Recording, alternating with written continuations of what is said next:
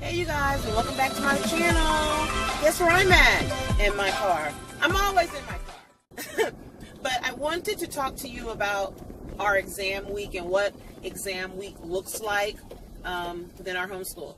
As you already know, we don't do tests, we don't do quizzes. I don't do that type of stuff. My son is in the 5th grade. However, when he goes to middle school, we're definitely going to do that, particularly in the 7th grade. And in the 6th grade, we'll do that for subjects like math, science, and writing. Okay? But at the end of the year, what we have done is I have pulled together questions from the different subjects that was taught throughout the year, and I came up with a comprehensive exam, okay, end of the year exam that's just going to test his knowledge on what he has learned. When I do the end of the year exam, I'm not giving him a packet full of questions or information for him to complete, okay? I'm doing it in a very strategic manner. So I'm just going to, talk to you while I'm driving and just throw out some things that we do. The first thing is I figure out what did we learn? And based on what we learned, what did he find most interesting? What did he find difficult? Where were there light bulb moments, okay? So I think about that in effort to determine the content that I want to include on the end of the year exam.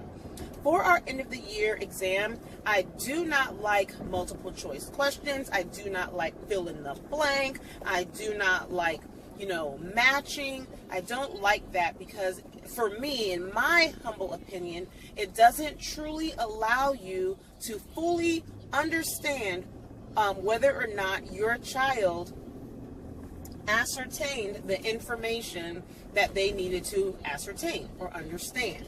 Okay, so I love using oral exams where I ask the child the question and then they provide a complete response, or open-ended questions, or critical thinking questions, or questions where they have to respond in writing, okay, using complete thought, okay?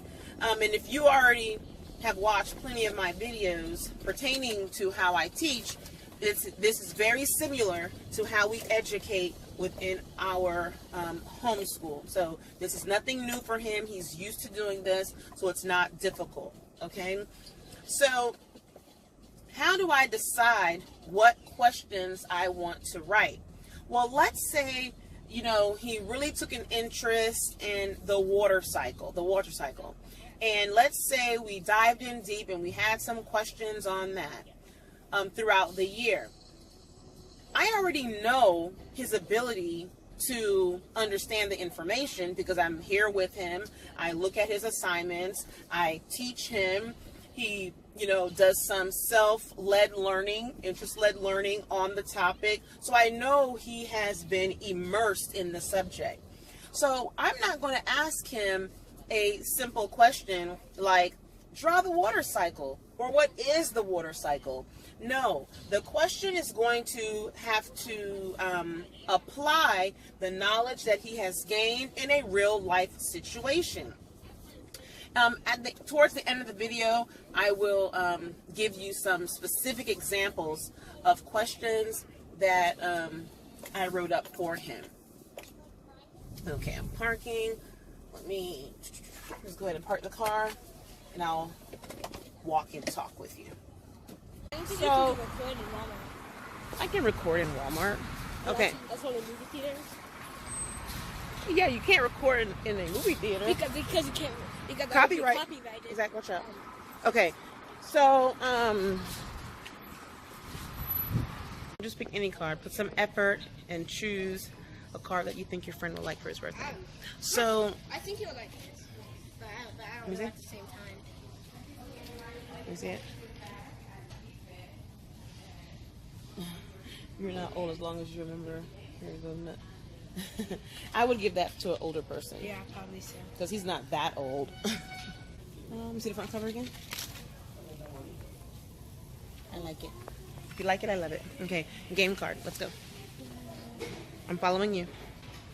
So the whole point is not to inundate him with a whole bunch of questions. It's just to assess his knowledge, things that he's learned throughout the year, just to ensure he truly has comprehended certain topics.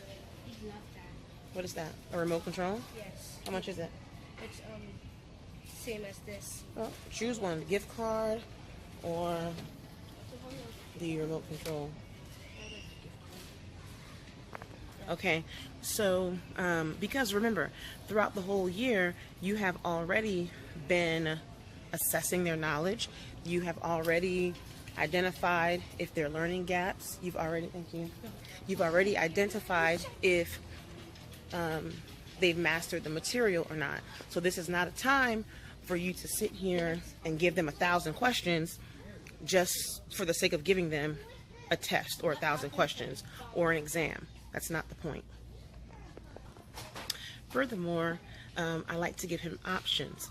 So when I said if I have 10 science questions and I only want him to complete 6, he gets to choose the 6 that he decides to respond to. That way the things that he's most interested in or most comfortable in responding to, it gives him an opportunity to do just that without feeling overwhelmed, without feeling like I don't get it, I can't give a complete response. Here are many topics that we've learned about throughout the year. Some you were interested in, some of them you directed your learning, some of them you decided on, or you said you wanted to learn it on your own or, you know, with me. Some things you struggled with. So here's your opportunity to select 6 out of 11 questions, 6 out of the 11 questions, or 6 out of the 10 questions, however many he had, to give me a complete, thorough response. Okay? Let me see what else. So we talked about giving them variety in questions. We talked about letting them choose what questions they want to answer. Oh, I also do it all in a week. Okay? So we spend one dedicated week, or we spent one dedicated week in the month of May 2019 to provide these different exams. I did not say you have to do math on Monday, social studies on Tuesday, science on Friday. No. He saw the index cards on the board. So on the board I would put science, math, African American history, social studies, logic, whatever it was. I know. Writing. I would put the index card on the board, and then he would say, okay, today I'm going to do math. He pulls that math index card, brings it to me. I give him what he needs to do. If he said, today I want to do science, what do you want? Is he really going to play with that? That says ages 3 to 8. This? He's 11. Yes. And you said he doesn't play Roblox. So why do you even have Roblox? He doesn't play Roblox because of his skin. But if I give him this, he can get. What do you mean because of his skin? Because on Roblox, when you start off. Oh, Roblox skin. Yes. Okay. Because all you have is this default skin. So if I give him this, he can unlock himself another skin. Are you for sure that he would be interested in that? Because that's something you're interested in. You love Roblox. And he likes Roblox. He plays it. Okay, so he would, tell me which one he wanted to do, and then he would go and do that. I also gave him study guides. So the week before, I gave him a study guide, and the study guide was very thorough and very comprehensive. It gave him examples of every single topic that we talked about. Not every single topic, but the highlights of major topics, okay? And then that is huge. He's gonna want that? Yeah, he likes water guns, and he likes a lot of Fortnite. He's probably gonna want this. Okay. What's the cost? Okay, so we had study guides, and the study guide was very thorough. It was comprehensive. For example, for his vocabulary study guide, all the words that we learned intentionally throughout the year, which was 71, he had to write a sentence he made the decision. You either write a sentence or you can give me the definition. But he had to do that. For major topics in science that we discussed throughout the year, he had to talk through that as well on a piece of paper with no more than 5 sentences, so a quick paragraph on those topics. For social studies, major events that occurred, important people that we spoke about, he had to write at least 3 to 5 sentences, a paragraph for those different things. Yeah, that was a lot. I understand that was a lot, but that will, one, help him study, and it also helped him remember some of the things that he learned throughout the school year. And also what I told him is that okay, what is that? Legos. He likes Legos? Yes. Okay, so you're not getting the gift card, you're gonna get that instead, right? Okay, now this and this is good, we can go around. What? Okay, so you go change that to the other one. Look at that right there. Get that, put that back, No, what? and change it to a different amount. That's what I told you. If you get this, you can get that. It's cool, but No, this needs to be a different amount. No, you can No, put how. You can no. put Listen, that's not how this one works. This one is that specific amount.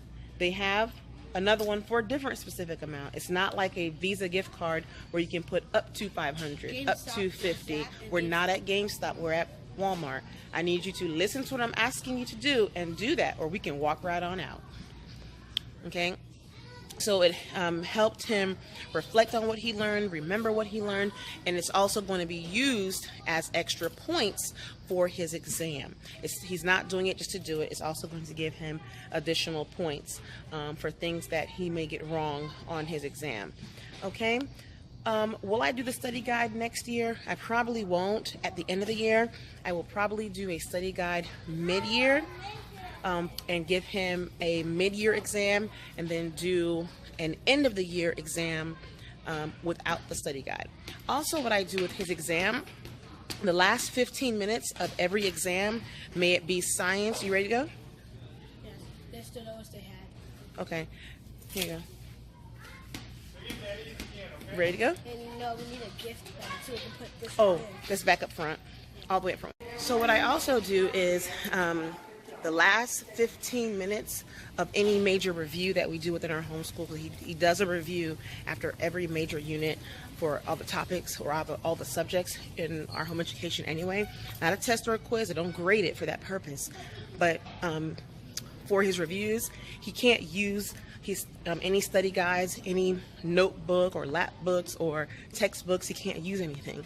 However, the last 15 minutes of every review that we do, or that he's doing, or the last 15 minutes of his exam, final exam, what I will do is allow him to utilize resources that he has created, a study guide, or we do something called notebooking. So that notebook, we will utilize, or he will utilize that last 15 minutes in order for him to try to figure out any last minute answers. I will tell you, and if you remember, when you were in school and you had open test, or you had open book test, for me, those were the hardest because I know the answer, right? But I'm so focused on trying to find the answer in the book that I don't rely on the knowledge that I have. So I'm teaching him how. So some of the questions that I have for his exams are the following. I'm going to just look down at my computer and read a few to you. So for like our logic and our fallacy, I would give him a fallacy, for example, straw man, and I have a link that he would have to go to and watch, and then he would have to give a response and explain to me why is what he's watching considered the straw man. Okay, and in some other instances, what I'll do is I will give him a video, have him watch it, and then he would have to tell me what fallacy is actually being displayed in what's taking place, and why did he make that decision? What were the clues from the video that led him to believe that this is the fallacy that best aligns to it? So I gave him 11, and he would have to choose 5 out of the 11 to actually complete. Let me read our some questions from our science exam. So some of the questions are, how are fiber optics used in the field of medicine? Give me an example, draw, and label.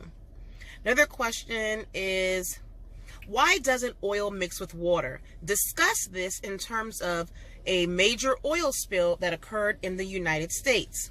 Another example, explain the relationship among global warming, pollution, carbon dioxide, and climate change. What is the impact of climate change, and how can you make a difference? Another example is, let me see. Some students are feeding a crab in an aquarium. They use tongs to place the food directly in front of the crab. The students look through the side of the aquarium, and they notice that the image of the tongs appear to break as the tongs enter the water. Which property of light are the students observing in this situation, and why? Another example is, the flow of electricity in circuits require a complete path through an electric current. I'm sorry, let me read that again. The flow of electricity in circuits requires a complete path through which an electric current can pass. What types of energy can an electric current produce? Okay. Let me read you something else. So for geography, as an example, something he would have to do is, okay, draw the world and label it and provide the following information. So he would draw the complete world, all continents, and he would have to label all the continents and all the major oceans. So here's what I wrote. I said, label the continents, label the oceans, identify north, south, east, and west via a compass, identify where hurricanes, tsunamis, and cyclones occur, write one fact about each continent, draw or identify the 3 countries in North America, draw each continent in its proper location, identify your equator, your longitude and latitude on that drawing that you did, identify the southern and northern hemispheres, the eastern and western hemispheres, what continent is Brazil located, what country is in 2 continents, identify that country, what continent is in the Sahara Desert,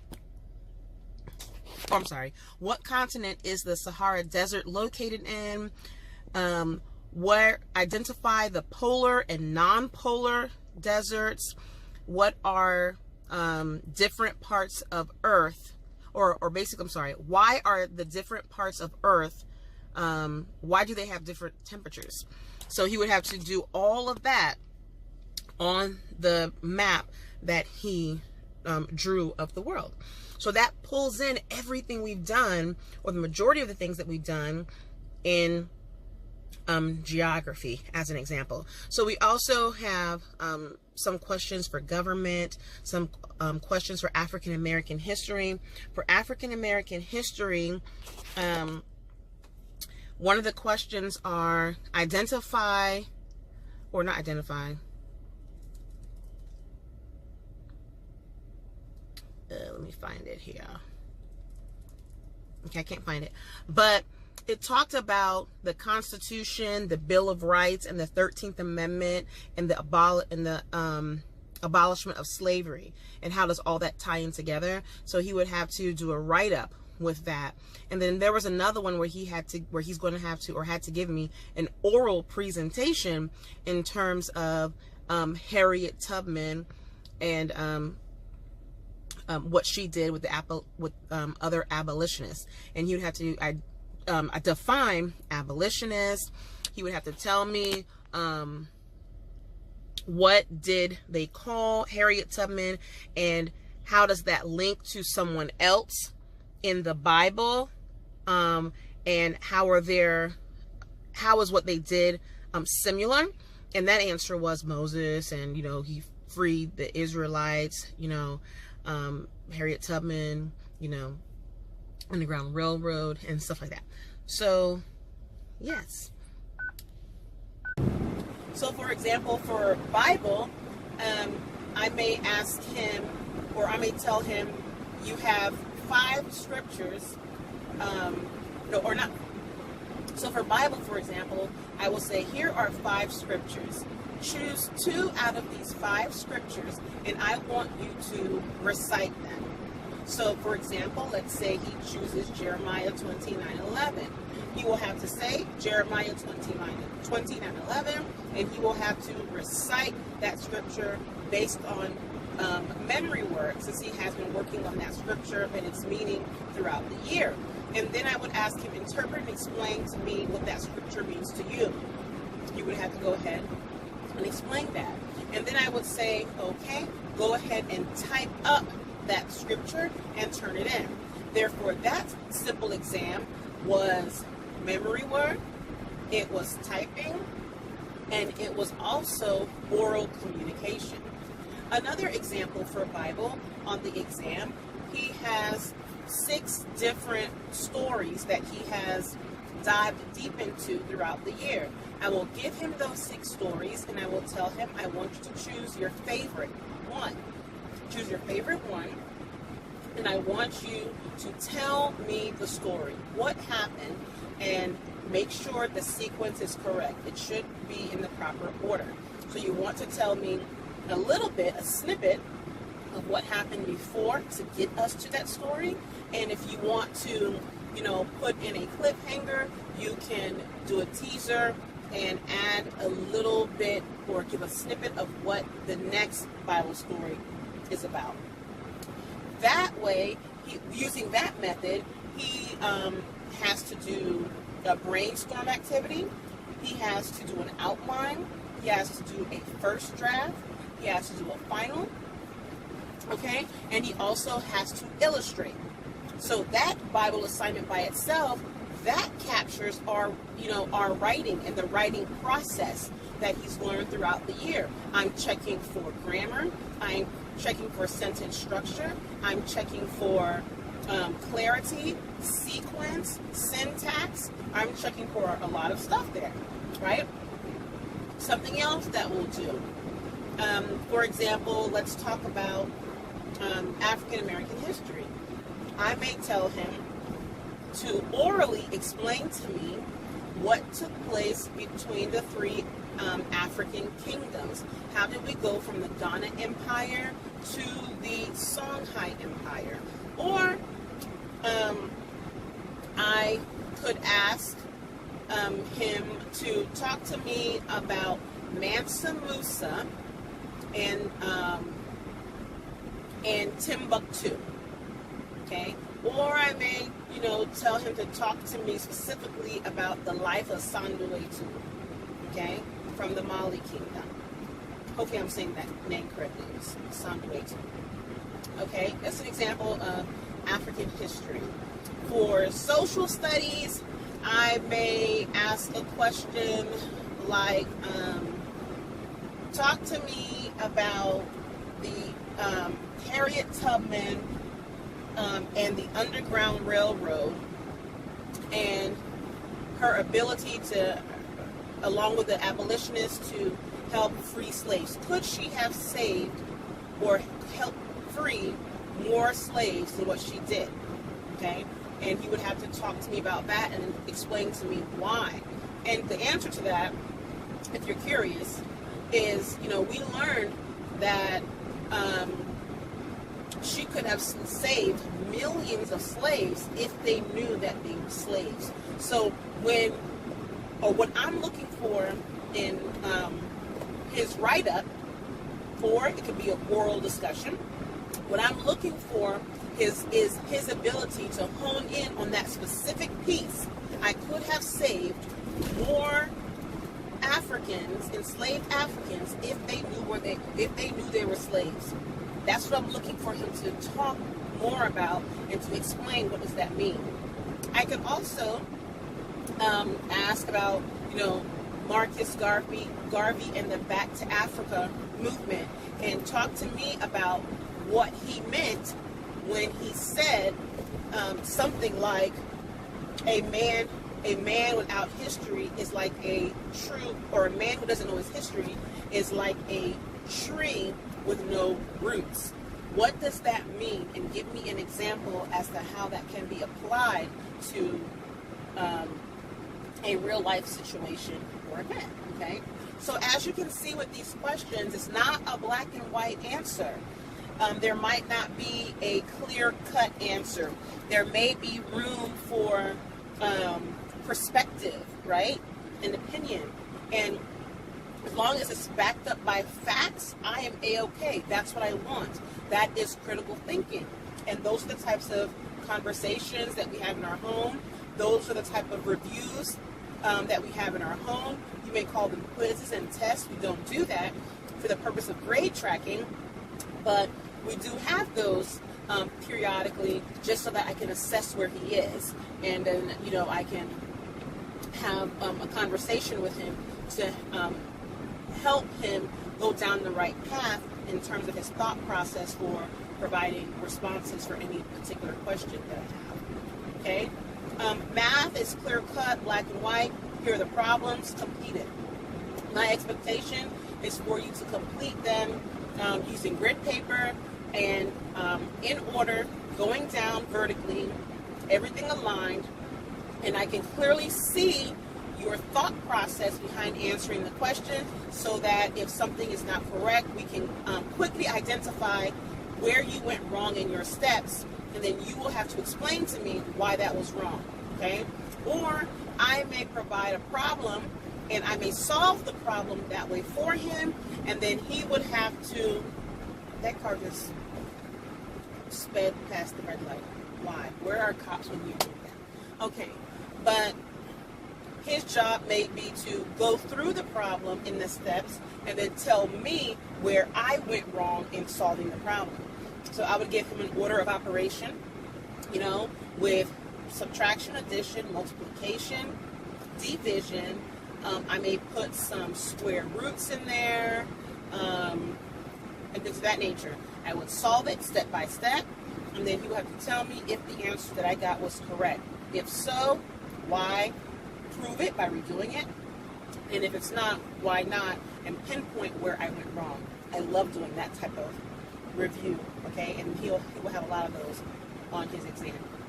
So his math exam will cover a lot of 5th grade, 6th, 7th, and 8th grade math, and a little bit of pre-algebra, just to give me the comfortability of knowing that he's ready to step into this pre-algebra life in 6th grade, which he is, but again, I'm just assessing his knowledge, okay? Let me see some other examples I can give you. I think that's it.